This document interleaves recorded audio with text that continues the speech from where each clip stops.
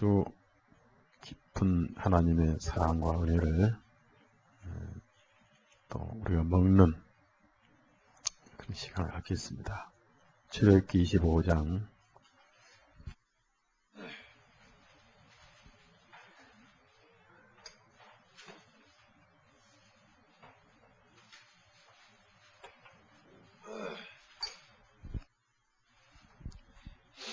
23절부터 30절까지 같이 또 읽습니다. 너는 조각목으로 상을 만들되 장이 2규빗, 방이 1규빗, 고가 1규빗 반이 되게 하고 정금으로 싸고 주위에 금태를 두르고 그 사면에 손바닥 넓이만한 턱을 만들고 그 주위에 금으로 태를 만들고 그것을 위하여 금고리 넷을 만들어 그 네 발 위 네 모퉁이에 달되 그 턱 곁에 달라. 이는 상멜채를 꿰 것이며 또 조각목으로 그 채를 만들고 금으로 싸라. 상을 이것으로 낼 것이니라. 너는 대접과 숟가락과 병과 붓는 잔을 만들 때 정금으로 만들지며 상에 위에 진설병을 두어 항상 내 앞에 있게 할지니라. 박원정 목사님 기도합시다. 기도하시겠습니다. 먼저 하나님께서 이렇게 만들라 하신 것은 모든 생명의 출발점이 하나님의 보호자죠. 법궤를 먼저 만드신 것은 하나님께서 세상으로 그 임재를 하신 예수님 성육신을 의미하죠.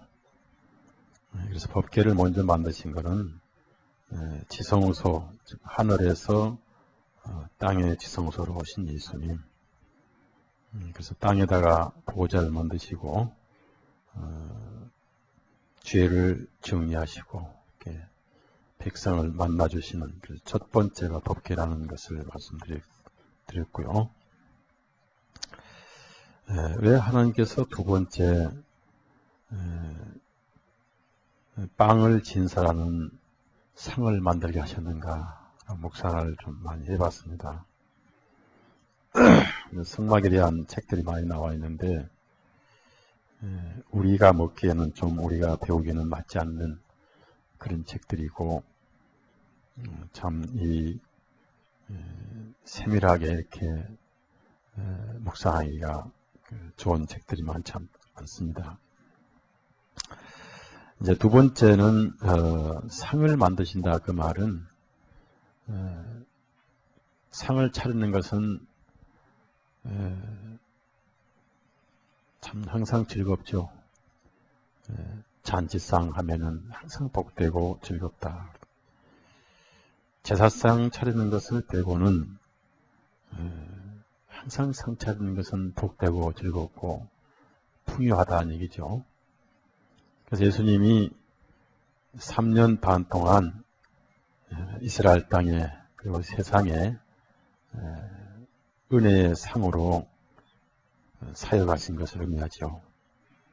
그래서 먼저 상을 베푸셔서 은혜를 주시고 또 교제하시고 상이라는 것은 혼자 먹는 게 아니다. 교제를 의미하죠.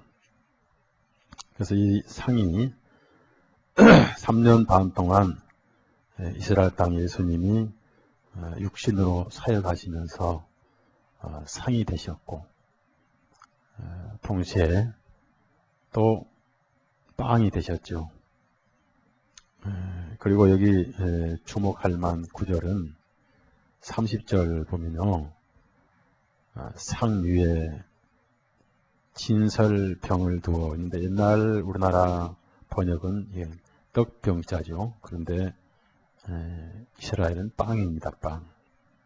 항상 진설, 즉 진열시켜 놓은 우리말로 말하면 차려놓은 빵이다. 차려놓은 빵을 두어 언제까지 있겠냐고 항상 있게 할지니라. 하나님 앞에 있게 할지니라. 그래서 오늘 이 차려놓는다는 것은 누군가 와서 먹으라는 얘기죠. 초청을 하셨다는 얘기입니다.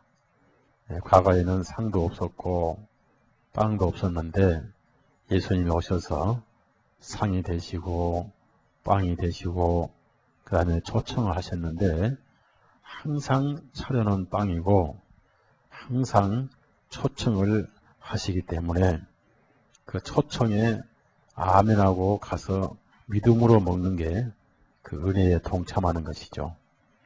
그래서 상을 차리고 손님을 초청한다는 것은 참 복된 일인데 손님은 가서 은혜를 먹는 복이 있고 차려놓은 사람은 은혜를 주는데 복이 있고 그분이 예수 그리스도입니다. 그래서 여러분도 손님을 많이 초청하세요. 어깨 차례든 저깨 차례든 많이 차려놓고 손님 대접하기를 힘쓰라 그랬죠. 불의 중에 천사를 대접하고 그런 그 영적인 진리를 우리가 이제 공부를 하는 겁니다. 그래서 이 상은 언제까지 차려있느냐 하면은 땅에 있을 동안만 차려있는 거죠. 그래서 오늘 우리에게 차려진 것은 바로 신구약 성경이고 특히 신약은 우리에게 차려진 영적인 양식입니다.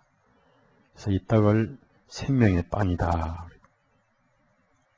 아주 영양가 있고 배가 고르고 맛있는 전혀 방부제가 없는 그런 참 순수한 그런 빵이시죠.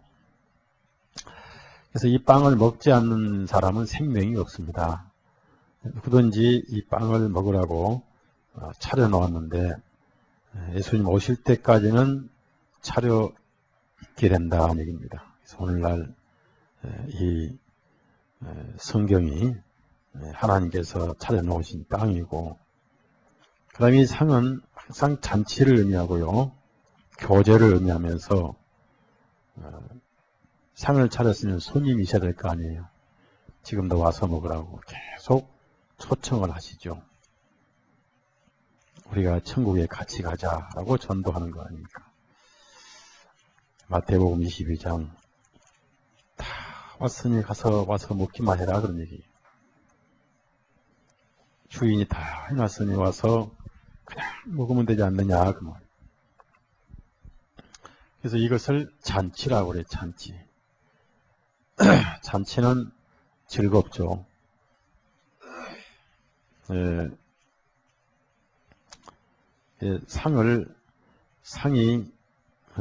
상이 흔들릴 정도로 많이 차리면 좋죠. 제가 지난 주일날 저녁에 부안에서 우리 모임 가졌을 때, 저지난 주일이죠. 그 부안이 이제 바닷가더라고요. 그래서 거기에 살아있는 해 떠다 놓고 또 그 꽃게 말고 그 바다에 나다니는 무슨 개가 있어. 참게장을 그렇게 참게장이 맛있더라고요. 하여튼 뭐 찌개에다가 아주 그렇게 맛있게 차렸어요. 근데 목사님이 이제 거짓말 하시더라고요. 차린 건 없는데 많이 드시래. 없으면 못 먹지 어떻게. 변변치 못하지만 이렇게 해야죠. 근데 차린 건 없는데 많이 드시라는 거예요. 그래서 목사님 거짓말 되게 하는구나. 사람이 거짓말 웃는 사람들은 습성이 됐는데 그런 거짓말하면 안 되죠. 마태복음 22장 1절부터 그래서 이 잔치라고 해서 잔치 22장 1절에서 4절까지 읽습니다. 예수께서 다시 비유로 대답하여 가라사대 천국은 마치 자기 아들을 위하여 혼인잔치를 베푼 어떤 임금과 같더니 그 종들을 보내어 그 청한 사람들을 혼인잔치에 오라 하였더니 오기를 싫어하거늘 다시 다른 종들을 보내어 가로되 청한 사람들에게 이르기를 내가 만찬을 준비하였으니 나의 솔진 소와 짐승을 잡고 모든 것을 갖추었으니 혼인잔치에 오소서 하라. 참 여기 잔치라고 하실 뿐 아니라 이것을 혼인잔치로 비유를 했습니다. 인생에 있어서 가장 복되고 즐거운 잔치는 혼인잔치고 또 한 가정이 되고 하나가 되는 것을 의미합니다. 이것을 죄인이 주님과 만나는 구원받는 것을 이렇게 표현하신 겁니다. 그래서 이 잔치를 베푸신 것이 상인데 참 하나님 마음 우리가 헤아려 보면은 그 하나님의 마음이 얼마나 깊고 자상하시고 사랑이 얼마나 깊으신가를 참 우리가 알게 되는데 그 사랑을 우리 마음이 너무 좁아서 다 담지를 못해요. 너무 우리 마음이 좁아가지고 사랑이 넘쳐 흘러서 우리 마음을 아무리 비워도 그 사랑을 담지를 못합니다. 많이 담다 해봐야 종제기 한 그릇 담을까 말까요. 그래도 그게 생명이고 그게 구원이고 그게 은혜죠. 자, 그러면 이제 구체적으로 하나님의 마음을 주님의 마음을 살펴봅시다. 출애굽기 25장에 올라갑시다. 우리가 지금 떡상에 초청받아서 지금 떡을 먹으면서 교제를 하는 것인데요. 이 말씀이 떡입니다. 떡의 내용은 예수님이죠.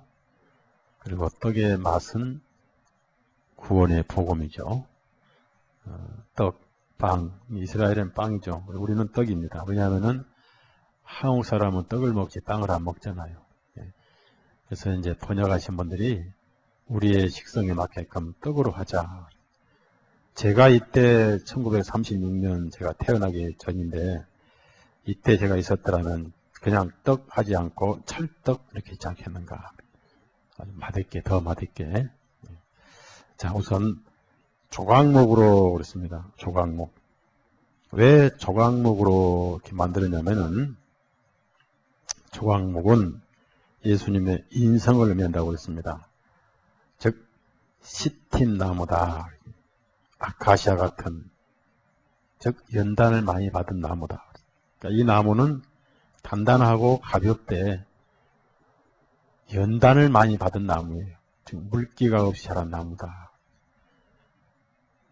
그리고 낮에는 자기라는 태양열, 밤에는 쌀쌀한 사막의 공기, 목을 축이듯 말듯 하는 이슬을 먹고 자란 나무입니다. 그래서 우리 조각목은 예수님이 33년간 어떤 인성으로 사셨는가.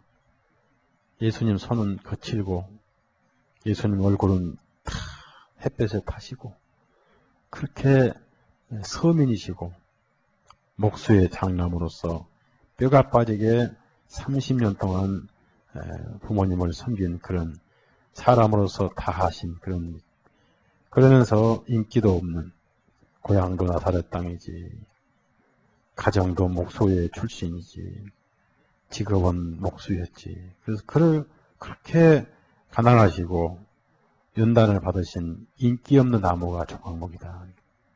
그래서 이렇게 인성이 되신 예수님이 드디어 상이 되셨다. 그 나무는 30세까지 계신 예수님.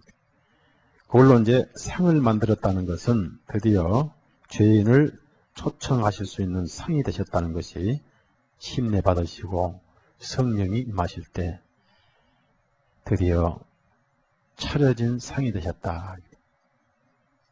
하나님 앞에서 먹을 수 있는 상이 되셨다는 거예요.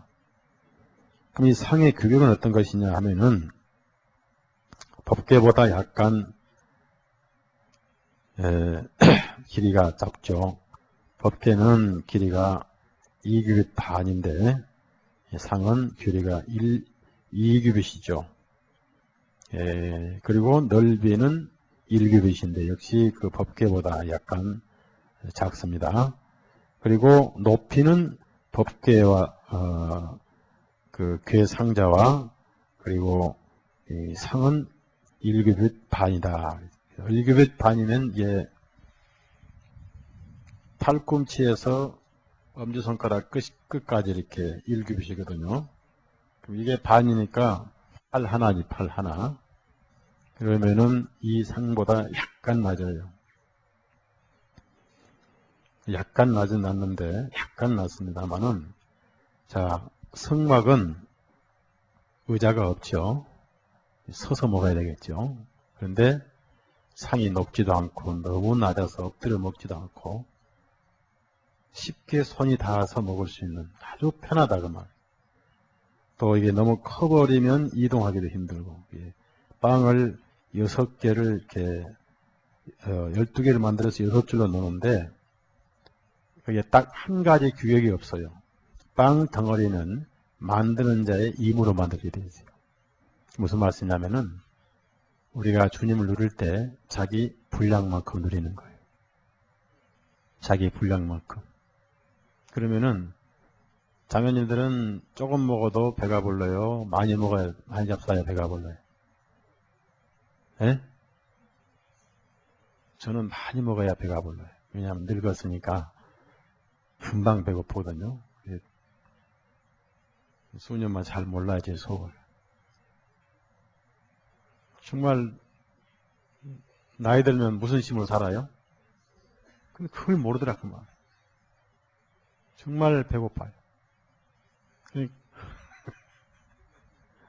무슨 말씀이냐면은 이 떡의 규격은 만드는 자의 재단이란 말이에요. 떡의 규격의 빵을 12개를 만들 때 만드는 자의 재량에 따라 떡이 크기도 작기도 해요. 왜냐하면 일주일마다 만들어서 일주일 동안 계속 진열합니다. 매 안식일마다 만들어요. 매 안식일마다. 일주일 동안 이제 그 놓고 먹고 또 이렇게 하고 하는 거예요. 그래서 자기 양껏 먹는데 예수님은 모든 사람의 양식이 되지만은 먹는 분량이 있다는 얘기입니다. 그래서 적게 먹어도 배가 부른 사람이 있고 많이 먹어도 배가 부른 사람이 있고 로마서 14장을 가져갑니다. 그래서 어떤 사람은 성경 한 구절로도 은혜 받아 정신을 못 차리는 거예요. 어떤 사람은 1시간 반을 듣고도 뭐 들었습니까? 들은 게 아무것도 없다고. 그럴 때 설교자가 어떻게 기분이 좋아요, 나빠요? 로마서 14장. 그래서 그 빵을 12개를 놓는데 규격이 없더라. 아니, 아하. 먹는 양에 따라서 예수님을 누리는구나. 14장 1절 3절 같이 있습니다. 믿음이 연약한 자를 너희가 받되 그의 의심한 바를 비판하지 말라. 어떤 사람은 모든 것을 먹을 만한 믿음이 있고 연약한 자는 채소를 먹느니라. 먹는 자는 먹지 않는 자를 업신여기지 말고 먹지 못하는 자는 먹는 자를 판단하지 말라. 이는 하나님이 저를 받으셨습니다. 예, 그렇습니다. 그래서 여기에 뭐가 있냐면은 분량이 있다. 분량. 그래서 12장 3절 보면은 하나님께서 각 사람에게 나눠주신 믿음의 분량대로 있습니다. 은사도 분량이 있고 그렇게 해서 여러 지체가 이렇게 되는 건데요. 자, 다시 출애굽기 25장에 올라가면 이렇게 해서 아주 편한 상이 됐다는 것은 무슨 말씀이냐면은 상이 크거나 높거나 낮거나 땅바닥은 사막인데 앉을 수가 없지요. 너무 낮으면 바둑판 같으면 엎드려 먹다가 취하죠. 그렇죠? 또 너무 높아버리면 사다리가 없으니까 한 사람은 엎드려 등에 올라가서 내리고 옛날에 우리 쌍둥이들 보면요. 어디 올라가는데 의자가 없을 때는 한 놈이 엎드리고 한 놈이 그 위에 올라가 내리더라고요. 둘이 교대를 해서. 냉장고 위에 냉장고 그래서 이제 아이스크림 넣어놓으면 그거 훔쳐 먹느라고 하나는 엎드리고 하나는 나가서 내려 먹어요. 무슨 말씀이냐면은 잔치에 초청을 받은 사람들은 주님을 대하기가 편해야 돼요. 주님이 부담스러우면 안 돼요. 은혜는 편해야 되겠죠. 그래서 주님은 어떤 사람이든지 편하게 대해주셨어요. 내 가볍고 내 멍에는 쉽다 그랬잖아요. 그러니까 주님을 대하는 데는 편했다. 어려운 분이 아니다. 복음은 쉽죠. 복음은 단순하고 그것이 상이 만드는 것이다. 자, 그 다음에 이제 이렇게 상이 되셨으면 거기에 신성이 입혀지죠. 24절 신성이 입혀집니다. 24절 같이 읽습니다. 정금으로 싸고 주위에 금태를 두르고 그랬습니다. 금도 정금이 있는데 티가 하나 없는 정금은 하나님이신 신성을 의미합니다. 그래서 참 하나님, 참 사람. 그래서 예수님께서 인자란 말씀하셨습니다. 인자, 너는 사람의 아들이다. 그 다음에 이 정금은 하나님이신 예수님을 의미합니다. 그래서 정금으로 그것이 쌓여졌다는 것은 침례 받으실 때 하늘에서 내 사랑하는 자다라고 선언하셨죠. 그때 성령의 기름 부음이 임하신 것인데 공식 선언이죠. 그걸 기름 부음이시다.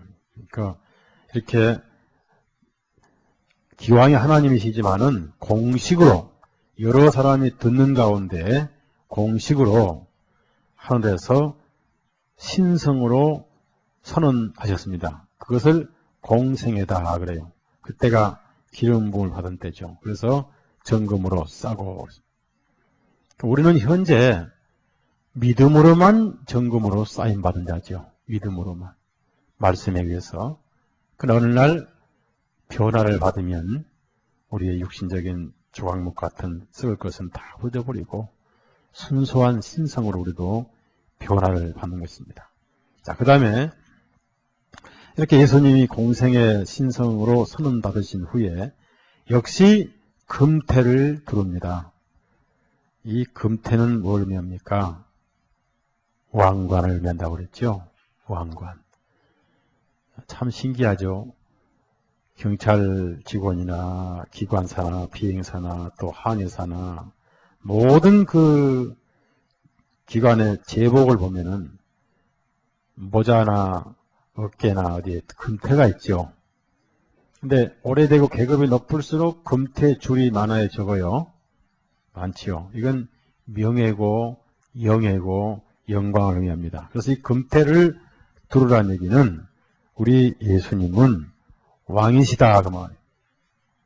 그래서 우리가 왕의 잔치에 초청을 받은 거죠. 얼마나 복된 일입니까? 자, 그러면 예수님께서 이렇게 상이 되시고 조각목으로 인단 받으셔서 드디어 상이 되시고 30세 되셔가지고 편안하신 상이 되셨다. 사람의 심정을 다 아시고 슬픔도 아픔도 다 아신 분이 되셨다는 얘기죠. 그렇게 해서 성령이 임하실 때 금으로 쌓여지셔서 이제 드디어 예수님은 상이 되시고 공이 왕이신데 우리를 초청을 하신 거예요.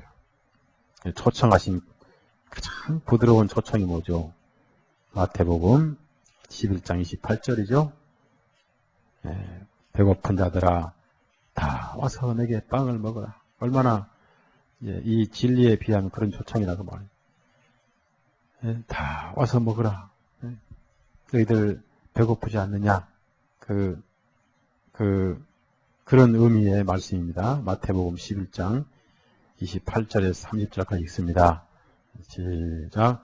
수고하고 무거운 짐을 진 자들아 다 내게로 오라. 내가 너희를 쉬게 하리라. 나는 마음이 온유하고 겸손하니 나의 멍에를 메고 내게 배우라. 그러면 너희 마음이 쉼을 얻으리니 이는 내 멍에는 쉽고 내 짐은 가벼우니. 이때부터 이 떡상으로 초청을 하신 거예요. 오라는데. 그냥 먹으면 돼요. 그냥 와서 먹으면 되는 거예요. 가져올 것도 없어. 예수님이 다 해놓으셨으니까. 근데 거기엔 한 가지 우리가 이제 나중에 떡 얘기할 때 꼭 아시하겠지만은 이 상에는 다른 건 없고 떡밖에 없더라는 얘기죠. 여기에 고춧가루도 없고 여기에는 별 의미가 없더라. 즉 육신을 위한 양식은 없더라는 얘기죠. 전부 영혼을 위한 양식뿐이다. 예수님은 육신을 위한 양식은 주지 않으신 분이라는 것이죠. 그래서 거듭난 모임에 와서는 육신이 배부를 수 있는 것은 아무것도 없다. 육신을 즐겁게 할 수 있는 아무것도 없다는 거예요. 영혼만 살찌게 하는 것밖에 없다. 그래서 육신을 먹이기 위해서 오신 분들은 심심하지요. 먹을 게 없으니까. 여기다가 막 세상적인 그런 일을 많이 할 수도 없고. 자, 다시 출애굽기 25장 갑시다. 그럼 금태를 두른 것은, 이 금태는 떡상에도 있고 법궤도 있고요. 그 다음에 또 향단에도 있습니다. 그래서 이 금태는 예수님이 왕이시다. 만왕의 왕이 되신 예수님, 이스라엘의 왕이셨고 동시에 인류의 왕이시죠. 자, 그렇게 해서 금태를 이제 들으셔서 예수님은 왕이시구나 하는 것이, 왕으로 즉위하신 것이 침례받으시고 성령님이 임하신 것입니다. 그 다음에 이제 25절 보면 그 사면에 손바닥 넓이만한 턱을 만들고, 손바닥 넓이만한 턱을 만들고 그 턱 주위에 금으로 태를 만들고 그랬습니다.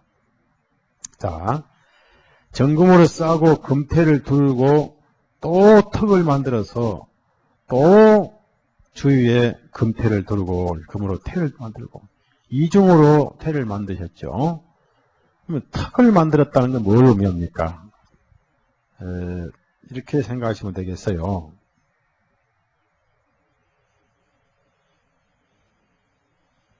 지금 밑에 이게 다리가 있는데 요 밑에는 없고 다리를 덮는 손바닥 넓이만한 게 턱이 이렇게 돼 있어요. 이렇게. 요거는 더 넓죠? 밑에는 다리가 있다가 말이에요. 손바닥 턱이 있고 사변이 다. 그러면 위에서 이게 볼 때 이게 금판이 금판. 금으로 쌌으니까. 이 금판이죠?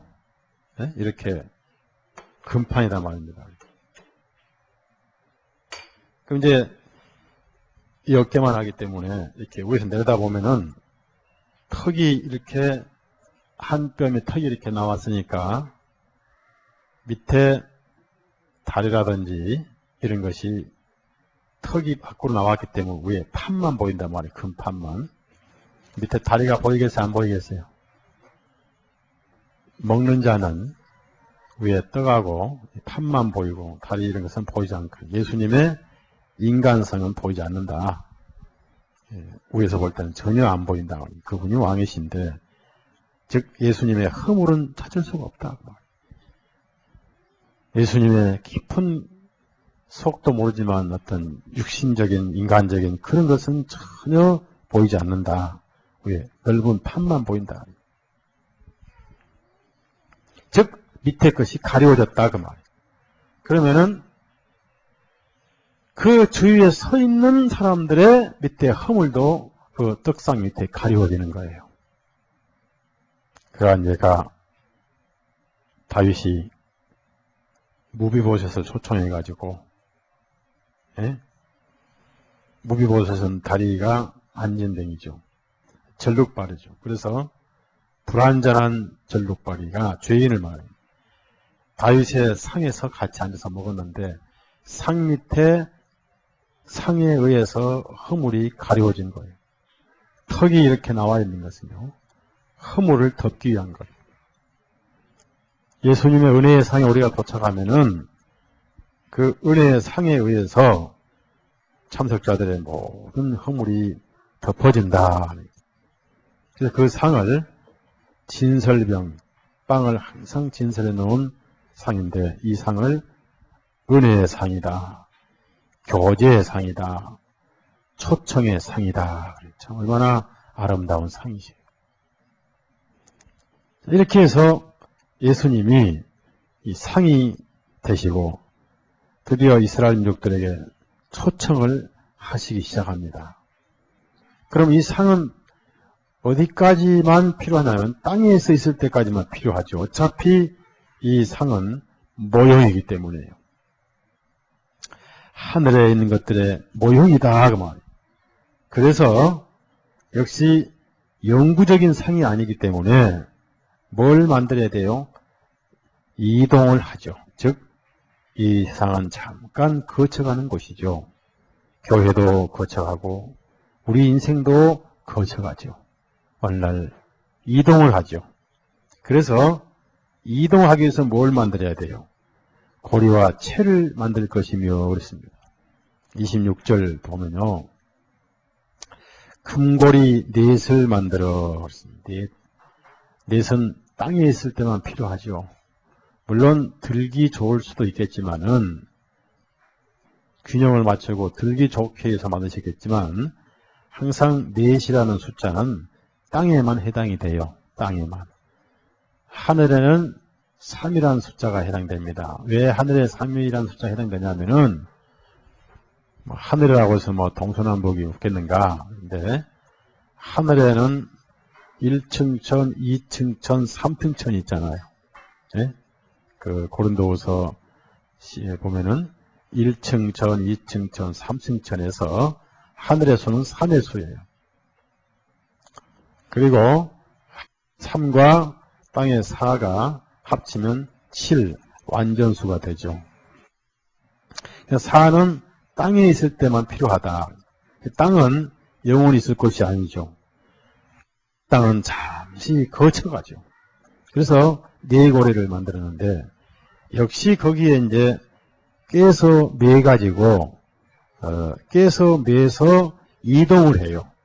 그래서 이동할 수 있도록 채를 만드는데 채를 2개 만들어서 양쪽에 꼬여가지고 항상 성막은 이동을 하니까 이상은 이동을 하죠. 예수님께서 내가 이제 아버지께 올라간다. 우리도 지금 나그네예요, 나그네. 우리 세상에 우리 고향이 아니에요, 나그네. 잠깐 살다가 가야 할 나그네. 그래서 이 세상에는 우리의 마음 둘 곳이 없죠. 그것을 채를 만들어 깰 것이며, 그래서 그 채도 금으로 만들어서 역시 메고 다닌다, 이동을 한다. 고앗자손이 이걸 냅니다. 레위의 고앗자손. 자, 27절에서 27절, 28절 같이 읽습니다. 턱 곁에 달라 이는 상 낼 채를 깰 곳이며 또 조각목으로 그 채를 만들고 금으로 쌓아라.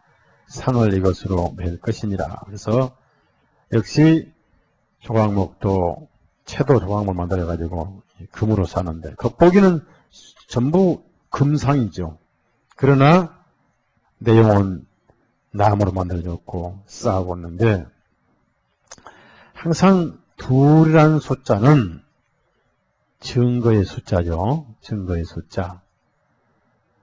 항상 둘의 숫자는 증거의 숫자예요. 왜 예수님께서 2사람씩 내보내셨는가 아시겠죠? 네?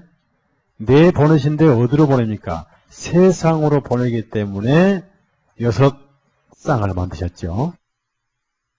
6쌍이니까 세상으로 보내려니까 6쌍이 필요하대. 증거를 하려니까 2사람이 필요하죠. 그래서 몇 명이라고요? 역시 구약의 이스라엘 사람도 그래서 12지파예요. 증거를 하기 위해서. 그래서 둘씩 내보냈고 사람을 죽일 때도 2~3사람이 꼭 증인이 먼저 돌을 치고 죽이도록 돼 있고 왜 율법도 돌판이 2개냐? 율법의 증거를 받아 증거하기 위해서 말씀과 성령님을 의미하고 오늘 신구약을 의미하죠. 둘은 증인의 수다. 그래서 이 땅에 있을 때 예수님은 증언을 하셨고 증거를 하셨습니다. 구약의 12지파도 마찬가지고요. 신약의 12지파도 마찬가지고요. 둘씩 부르셨고 또 역시 12덩이 떡도 2줄로 이렇게 놔요. 2줄로. 6씩.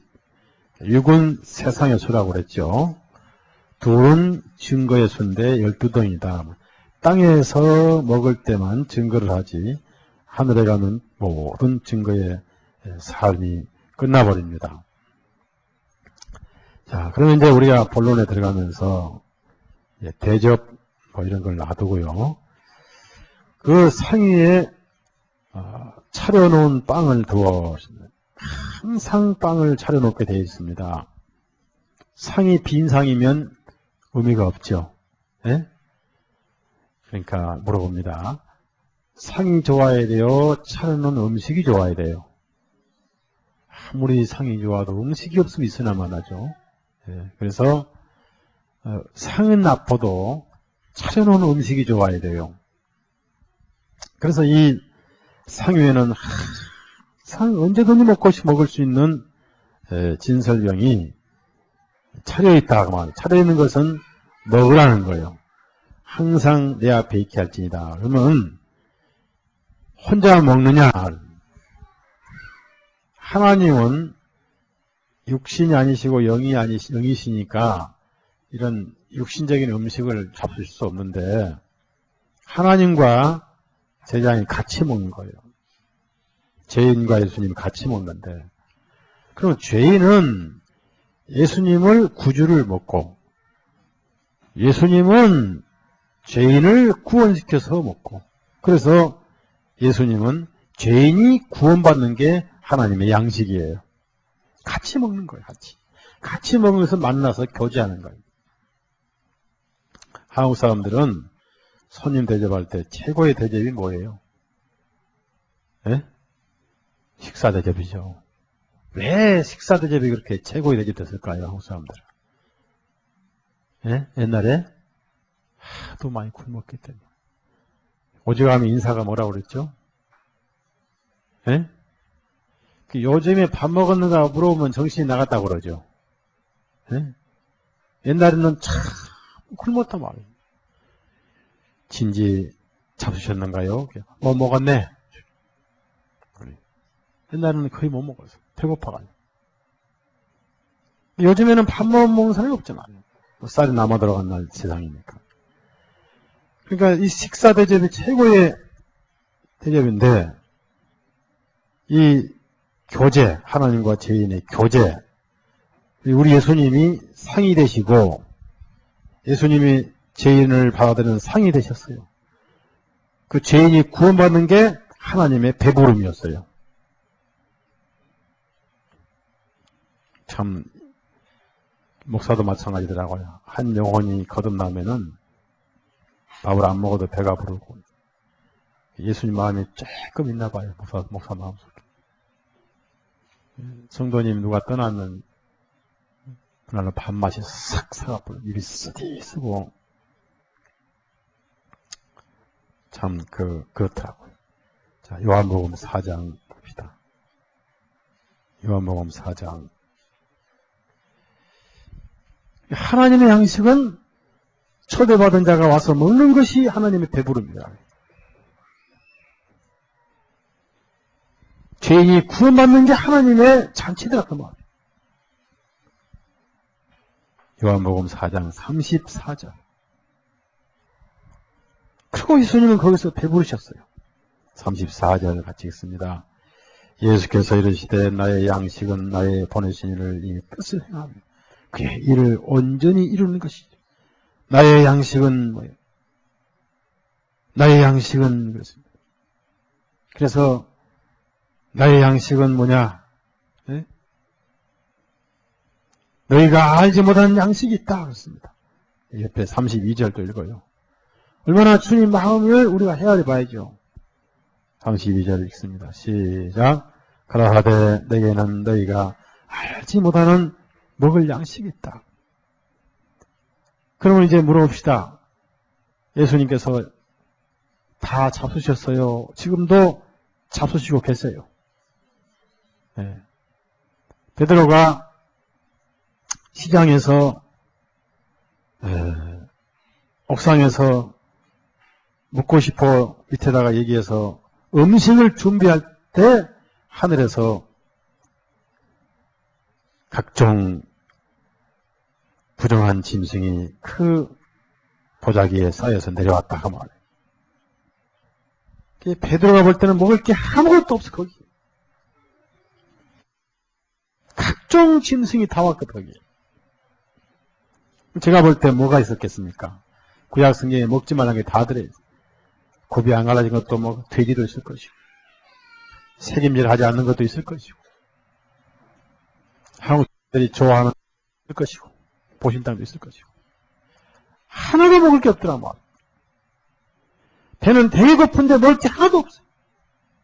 그러면 그 배고픈 심정이 누구의 심정이에요? 지금 하나님은 그 다 쓰고 싶은 마음을 베드로의 아픈 배고픈 심정으로 보이게 깨닫게 하신 거예요. 자 먹어라. 즉 그 말씀은 내가 먹고 싶다 그런 말. 내가 배고프다 그 말. 그래서 하나님도 배부르시고 예수 죄인들도 배부르시고 그것이 바로 덕상이다. 이 상은 마지막 나팔 불 때까지 안 거두신다는 얘기죠. 자, 그러면 이제 그 상이 이렇게 만들어져서 드디어 이제 소청을 해서 먹는데 진설해 놓은 빵은 무슨 빵이냐? 항상 그 빵이 있어야 돼요. 물론 김이 모락모락 나는 그런 빵은 아니에요. 사막에는 바짝 마른 빵이거든요. 왜 바짝 마른 빵이냐면은 이 빵이 두 가지죠. 굽는 빵이 있고 찐빵이 있어요. 이 빵은 불에 구운 빵이에요. 쉽게 말하면 바짝 마른 비스켓 아시죠? 비스켓 같은 거. 그러니까 부패하지 않아요. 일주일 내내 놔둬도 괜찮아요. 부패하지 않는데 그걸 먹을 때 이제 항상 기름과 같이 먹어요. 그래서 기름병을 놔뒀는데 29절 그냥 빵만 먹으면은 그거 탁탁해서 어떻게 먹겠어요? 목에 탁탁 걸려서 못 먹죠. 29절 같이 읽어요. 시작. 너는 대접과 숟가락과 병과 붓는 잔을 만들되 정금으로 만들. 자, 병이 있죠. 병. 이게 기름병이에요. 기름병. 그럼 무슨 기름병이냐 하면은 주로 올리브유 기름병입니다. 올리브유는 먹기도 하고 머리도 감고 너무 좋은 게 올리브유예요. 그러니까 바삭바삭한 비스켓 같은 빵을 먹을 때 반드시 기름을 쳐서 먹으니까 잘 넘어가죠. 고소하고. 무슨 말씀입니까? 성령님을 의미하죠. 자, 여러분이 지금 이 말씀을 들을 때 여러분 안에 성령님이 계시지 않으면 이 말씀이 무엇을 의미하는지 못 알아듣시죠? 예? 그건 탁탁한 비스켓에 불과하고 이 말씀이 마음에 감동이 되면은 기름과 더불어 먹는 거예요. 그렇죠? 예? 예, 이건 성령님에 의해서 먹는 거예요. 소화가 잘 된다고 막 먹을 수 있다. 성령님이 아니고는 깨달을 수 없다고 그랬죠. 하나님의 영은 하나님의 것이 아니고는 영이 아니고는 알 수가 없다. 그게 고린도전서에 나온 사도 바울의 가르침 아닙니까? 그래서 반드시 기름과 함께 먹어야 된다. 무슨 말씀입니까? 찰떡도 그냥 먹으면은 체해 안 체해요? 체합니다. 그래서 뭐에 찍어 먹으라고 그래요? 예? 그렇지. 인절미는 불에 구워서 불에다가 찍어 먹어야 된다. 그럼 그게 잘 넘어가는 거예요.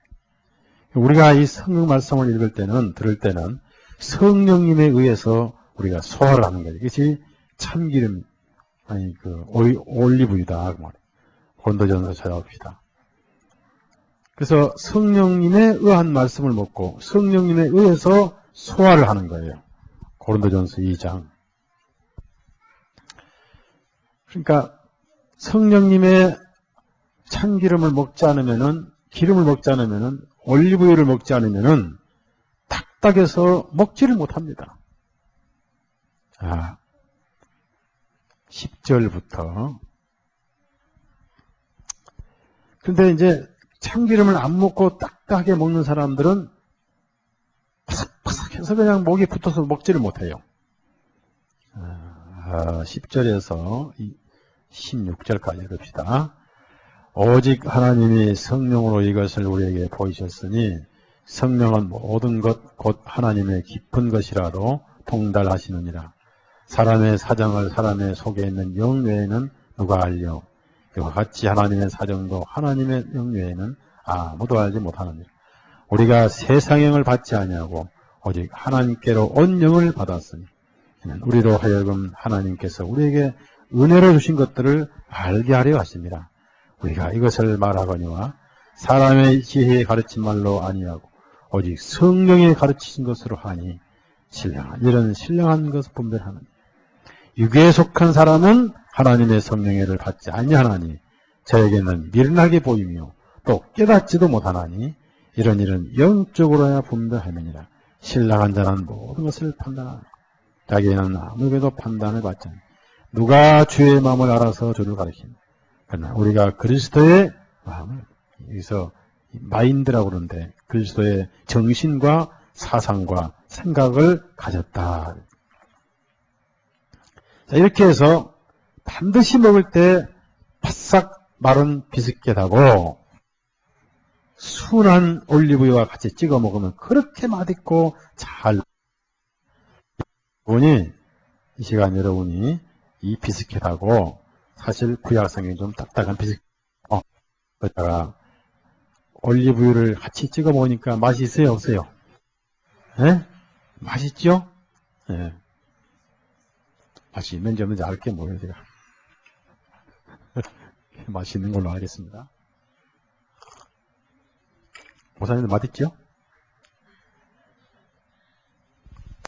자, 그러면 이제 좀 더 맛있는 떡을 우리가 먹읍시다. 레위기 24장을 찾아보세요. 레위기 24장. 이제 떡은 어떻게 만들었는가? 24장. 떡 만드는 법. 어떻게 떡을 만들 것인가?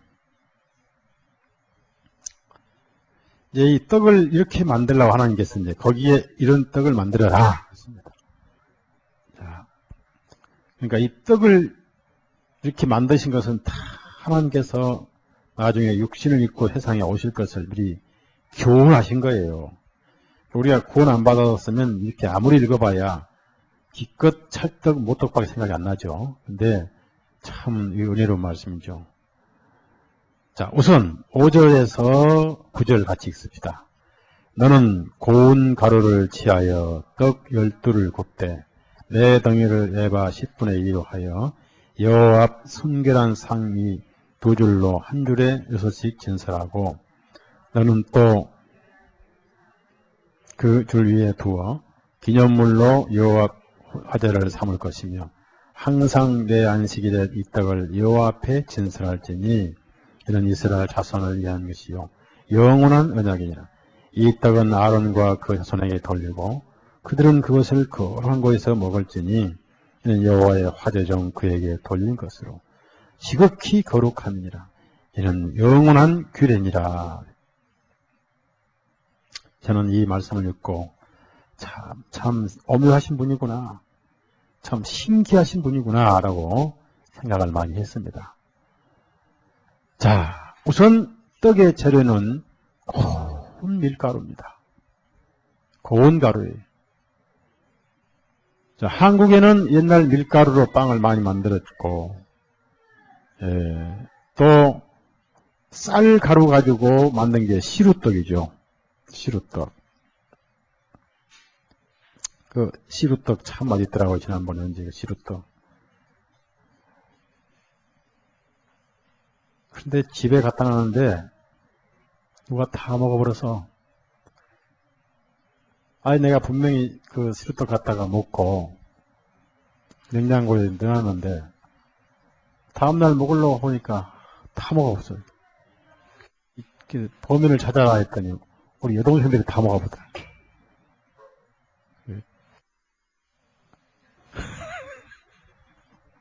쫓아내버리다가 그렇게 맛있더라고. 시루떡이 하얀 시루떡 보슬보슬한데, 근데 이 떡은 아주 고운 가루. 마태복음 13장에 누룩을 섞은 가루는 굵은 가루입니다.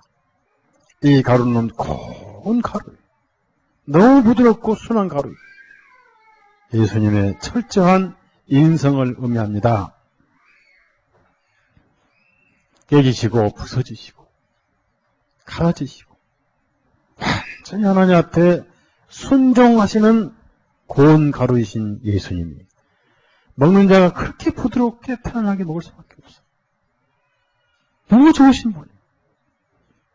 이것을 가지고 떡을 만드는데, 자, 우선 12개를 구해야 된다. 12는 구약에는 이스라엘 12지파이고 신약에는 12제자인데 12지파 속에 인류가 다 들어있고 12제자 속에 인류가 다 들어있는 거예요. 하나님의 양식을 먼저 하나님 것입니다. 하나님이 먼저 먹는 거예요. 온 세상 사람이 구원받는 게 하나님의 양식이죠. 그렇죠? 하나님 먼저 잡수신 12덩이입니다. 12덩이. 동시에 6덩어리씩 두 줄로 나요. 그럼 예수님이 세상에 계시는, 세상에 오신 세상을 위한 떡이었는데 우선 이 떡은 불에 구워야 돼요. 고난을 상징하죠. 자, 이스라엘 땅은요, 떡은요, 이렇게 아무것도 안 섞어요. 방부제 소금이고 아무것도 안 섞고 깨끗한 고운 가루를 가지고 이제 이렇게 반죽을 해서 불에다 구워요. 그럼 이게 울퉁불퉁해지면서 약간 나온 쪽은 불에 타죠. 그러면 약간 울퉁불퉁한 쪽에 까맣게 불에 타서 보면은 뭘 의미합니까? 우리 예수님 고난받을 때 상처를, 성의 채찍을 맞으시고 고난당하시고 이것이 부서졌을 때 우리 주님 몸이 부서지고 깨지시고 쪼개지시고 고난을 상징하죠. 이게 굽는데 여기에는 한 덩어리의 양이 얼마냐 이게 나와 있네요. 여기는 한 덩어리가 나와 있고 출애굽기는 나와 있지 않는데 여기는 한 덩어리가 얼마입니까? 에바 10분의 2라면 어떻습니까? 이것이 바로 한 오멜입니다. 한 오멜. 자, 그러면 한 오멜은 어떻습니까? 한 오멜. 자, 민수기. 한 오멜은 뭘 의미한가? 민수기. 여기서 나와 있는데, 저 앞에는 나와 있습니다. 자, 민수기 17장에 나와 있죠. 출애굽기 17장이죠. 16장인가? 16장. 17장이 아니라. 자, 한 오멜은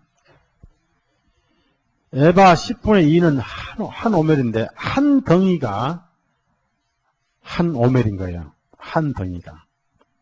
자, 그러면 많이 거둔 자도 적게 거둔 자도 한 오멜이었죠. 16절부터 18절까지 있습니다. 시작.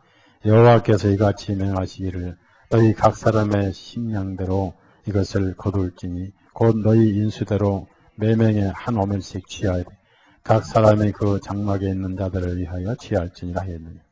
이스라엘 자손이 그가 차였더니 그 거둔 것이 많기도 하고 적기도 하나 오멜로 되어본즉 많이 거둔 자도 영함이 없고 적게 거둔 자도 부족함이 없이 각기 식량, 여기서 각기 식량대로 식량 자기가 먹을 만큼 말이에요. 그럼 이 한 오멜의 양이 얼마냐면은 장정이 하루 3끼를 배부르게 먹는 양이에요. 장정이. 한 덩이가 장정이 하루 3끼를 아주 배부르게 먹는 양이란 얘기입니다.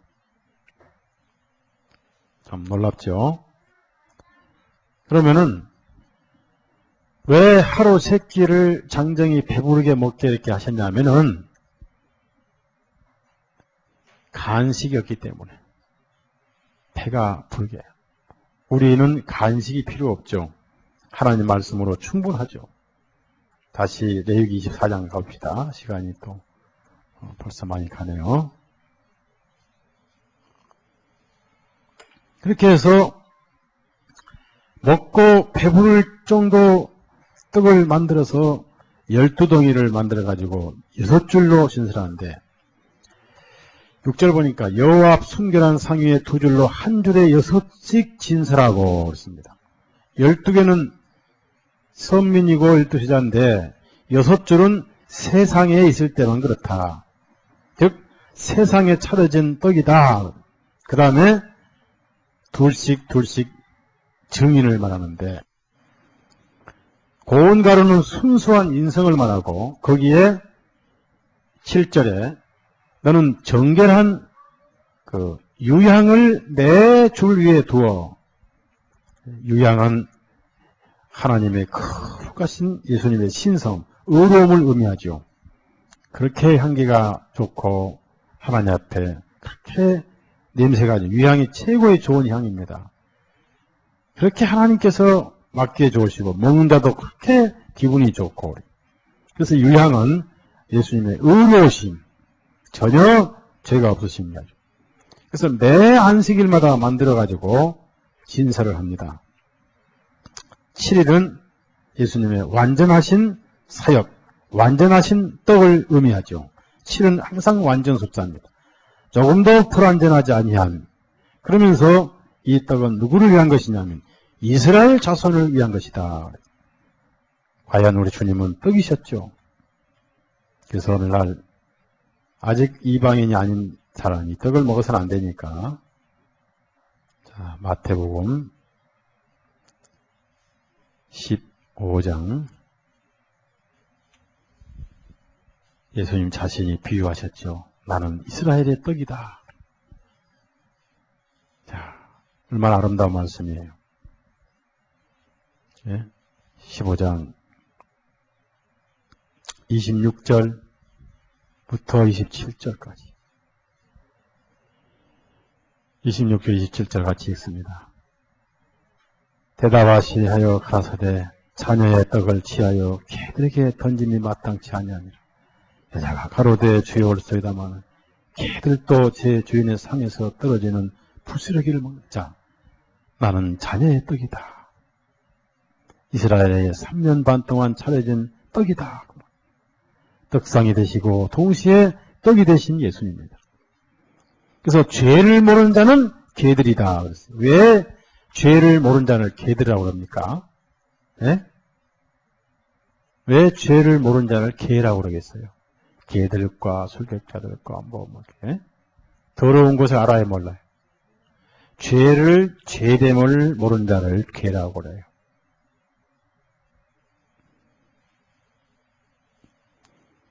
그런데 여자가 참 겸손했습니다. 자기 자신이 헬라인이고 이방인이라는 것을 그는 참 감히 유대인의 대열에 낄 수가 없는 더러운 존재인 것을 알기 때문에 자기 자신을 낮추면서도 포기하지 않았어요. 뭐라고 했습니까? 주여, 옳습니다. 하지만 내가 개지만 개들도 떨어진 걸 먹지 않냐. 이 예로운 대답을 합니다. 개들도 주인의 상에서 떨어지는 부스러기를 먹지 않습니까? 그러니 저는 비록 자녀가 아니라도 개지만은 부스러기는 있지 않습니까? 그 말이에요. 여기 주님 마음이 감동을 하신 거예요.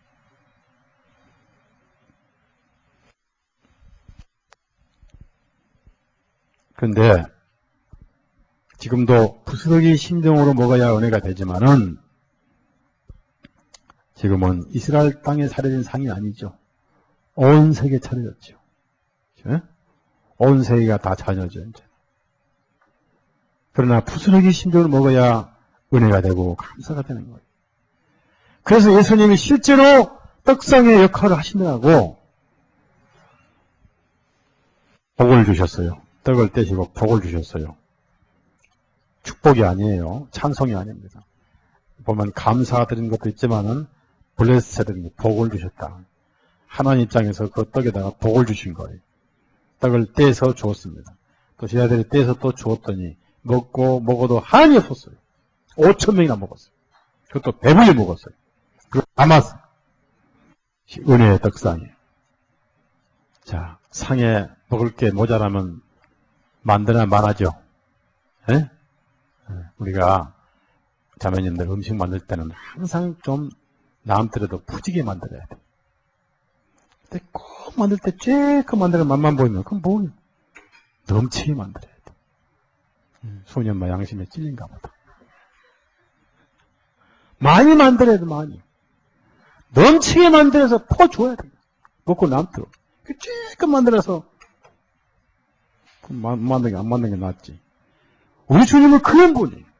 온 세상에 먹고 남도록 넘치게 은혜를 베푸시는 떡상이 되시고 떡이 되셨더라는 얘기입니다. 그것이 오병이고 5,000명 4,000 먹이신 것이고 자녀의 떡을 지혜서 걔들에게 던질 수 없다. 그러면서 나는 하늘에서 내려온 살은 떡이다. 네, 살은 살과 피는데 참된 떡이고 참된 양식이다. 라고 이렇게 선언하셨고 일주일 내내 매 이 안식일마다 떡을 새롭게 만들어요. 항상 이 떡을 먹으라 했어요. 항상 은혜를 먹는 것. 이것이 잔치입니다. 이것이 교제입니다. 오늘날 이 떡을 먹고 무죄 판결을 받은 사건이 있었죠. 마태복음 12장을 봅니다. 은혜는 죄를 덮죠. 은혜는 2만이고 율법은 1만이에요. 누가 이기겠어요? 네. 물어보나 많았죠. 마태복음 12장 해봅시다. 12장. 그 율법으로 그걸 정죄를 했는데 예수님이 이 사건을 통해서 무죄를 주장하셨어요. 12장 1절에서 8절을 읽읍시다. 같이 읽습니다.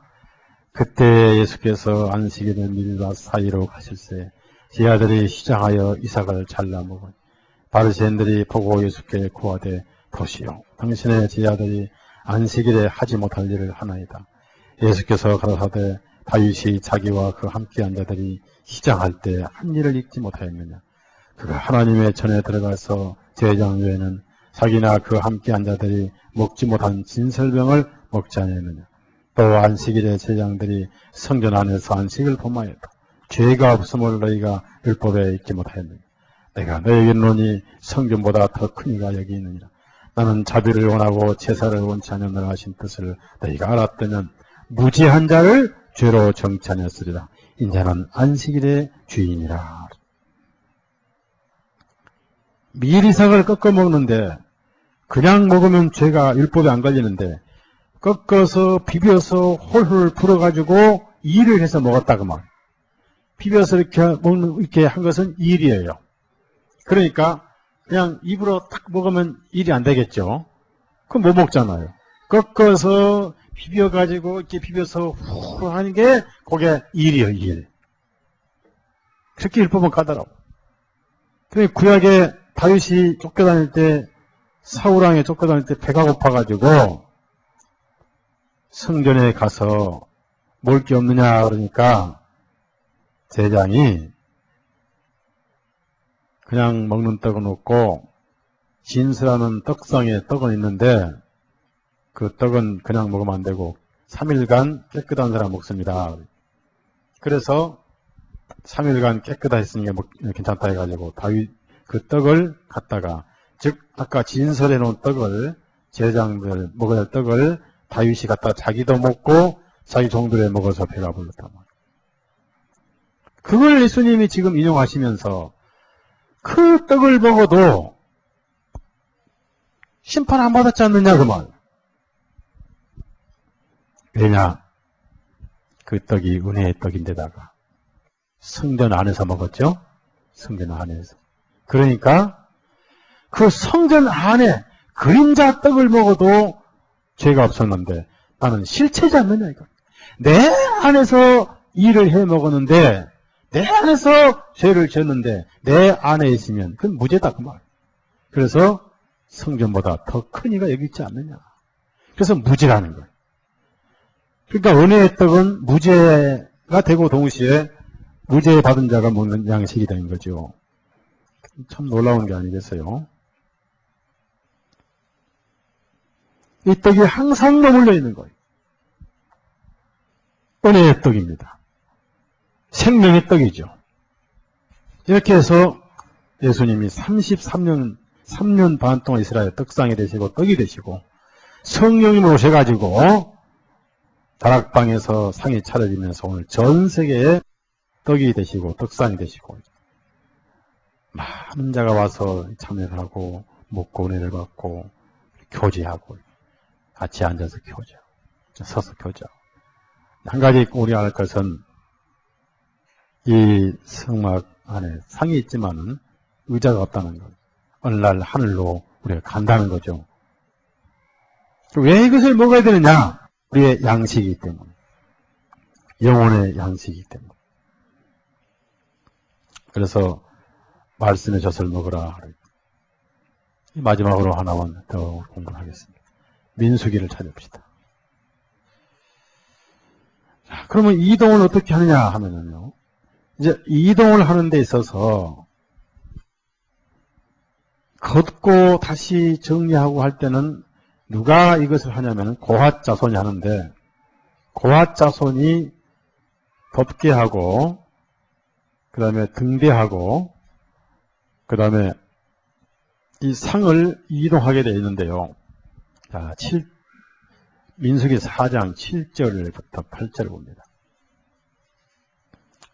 4장 7절에 8절 보면 자, 이런 것을 뭐 하나님께서 구체적으로 지시하셨다는 사실이죠. 구체적으로. 그냥 넘어갈 말씀이 아니다 그 말이에요. 옛날에는 우리가 소화력이 없었기 때문에 이렇게 좋은 떡을 두고도 못 먹었죠. 그렇죠? 고막에 저는 더 말할 것도 없고. 자, 7절에서 8절에 있습니다.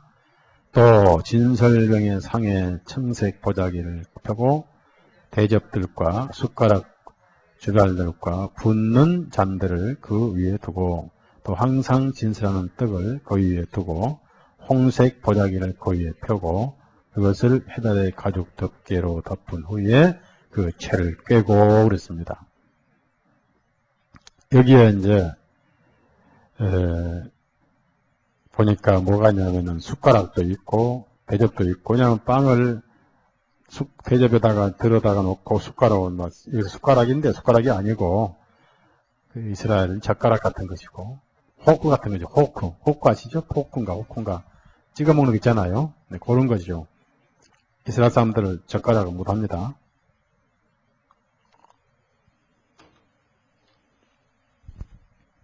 먹기 좋게끔 이사를 할 때는 어떻게 하냐면 먼저 그 채를 깬 다음에 그 위에다가 맨 먼저 청색 보자기를 펴요. 청색으로 먼저 덮는 거예요.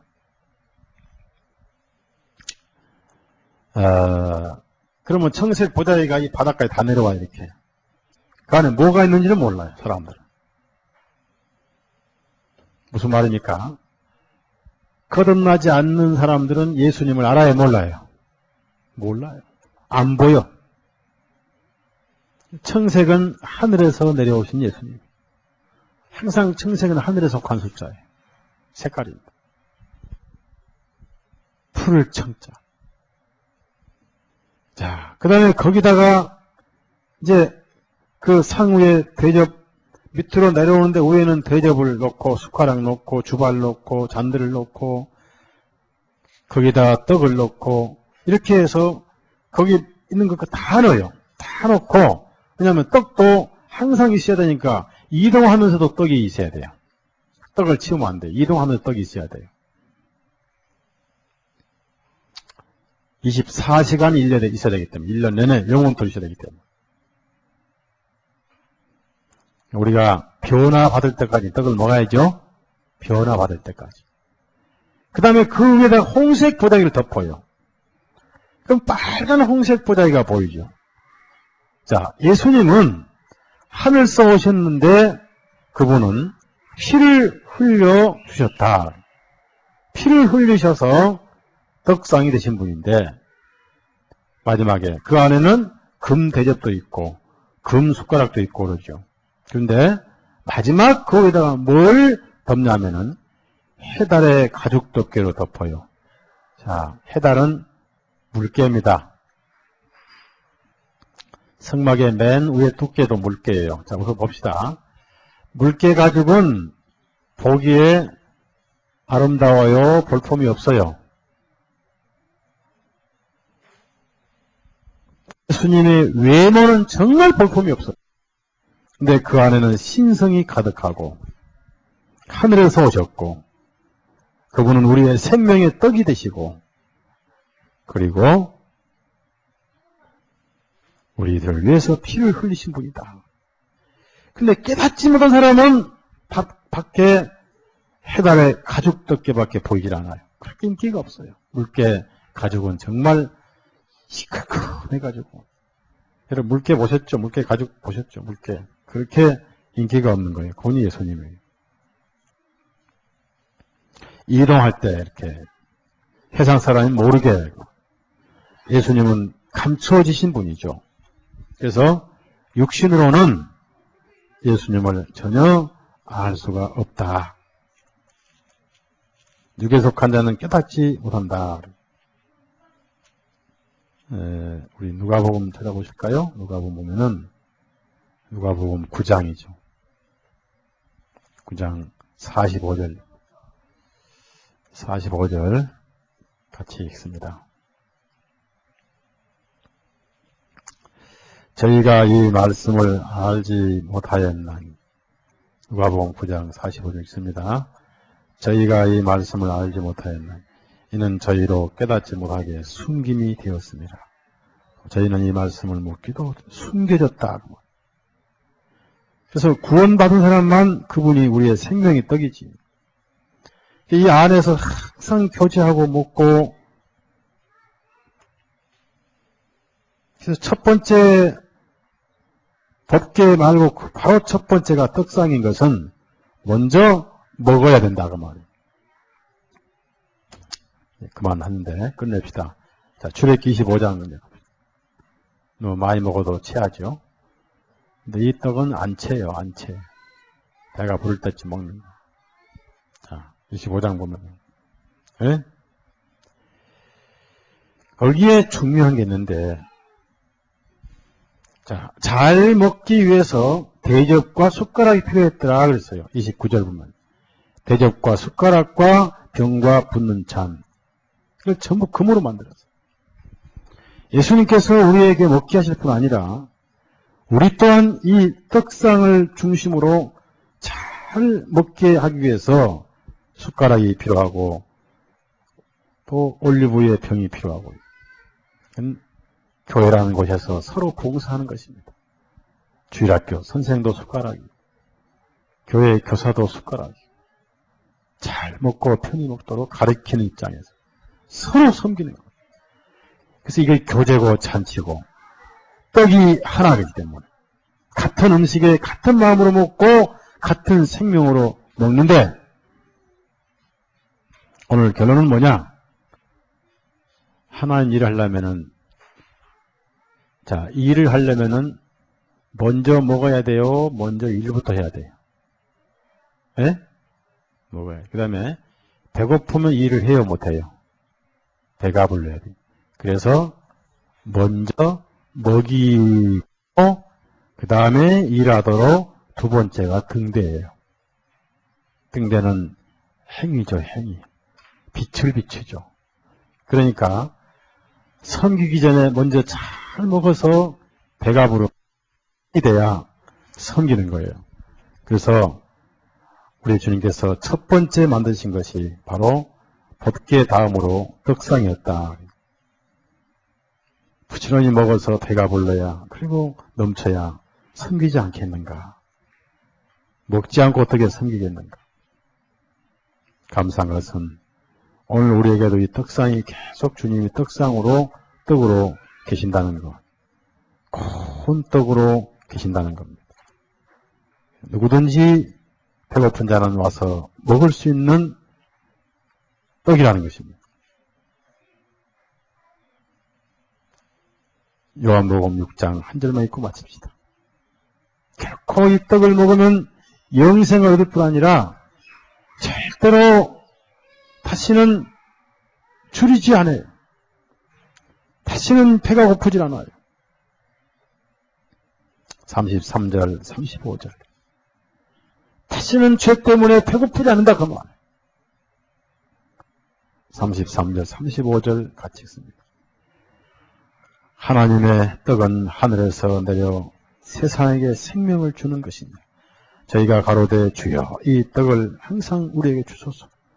예수께서 가라사대 내가 곧 생명의 떡이니 내게 오는 자는 결코 줄이지 아니할 것이요 나를 믿는 자는 영원히 목마르지 않아 결코 배고프지 않을 것이다. 이 떡이 오늘 은혜의 떡입니다. 저는 생각하기를요, 예수님의 떡은 첫째 부패하지 않지요. 예.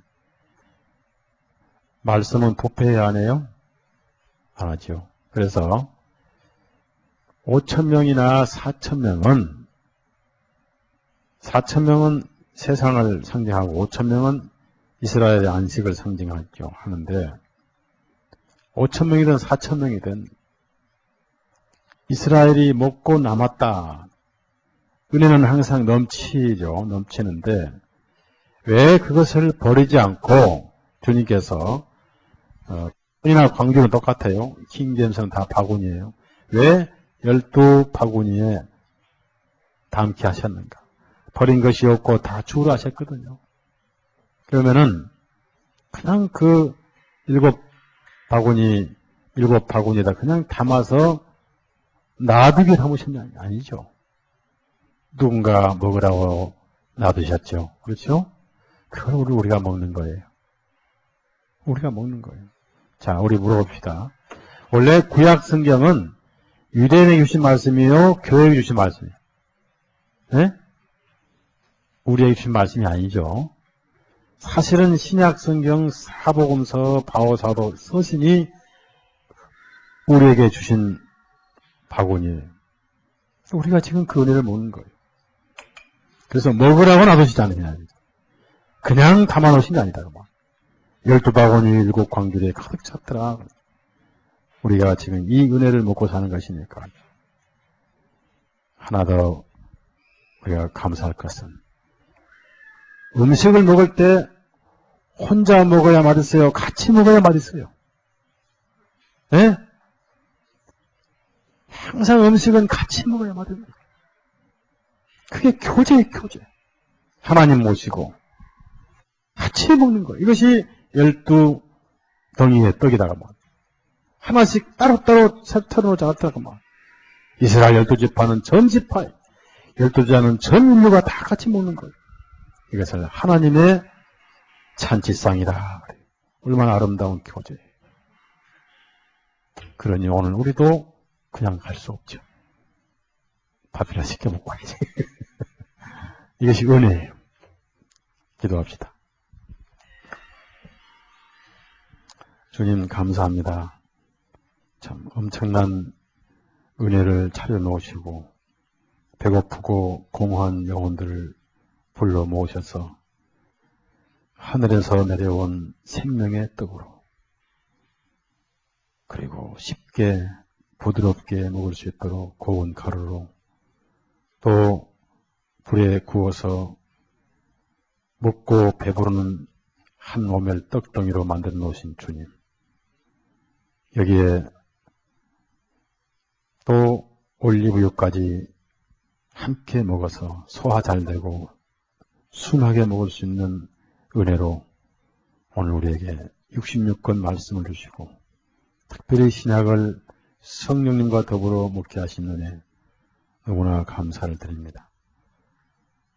나는 하늘에서 내려온 떡이요 내 살은 참된 양식이요 내 피는 참된 음료로 다신 주님. 3년 반 동안 이스라엘 땅에 차려진 주님의 은혜의 떡상이 오늘 온 세상을 향해서 차려지고 여전히 와서 누구든지 잔치에 참여할 수 있게 하신 은혜 진실로 감사를 드립니다. 누구든지 배고픈 자 와서 이 은혜의 상에 참여하고 배부르게 먹고 영생을 얻고 함께 교제하는 복된 은혜가 계속되게 해 주옵소서. 예수님 이름으로 기도드렸사옵나이다. 아멘. 마치겠습니다.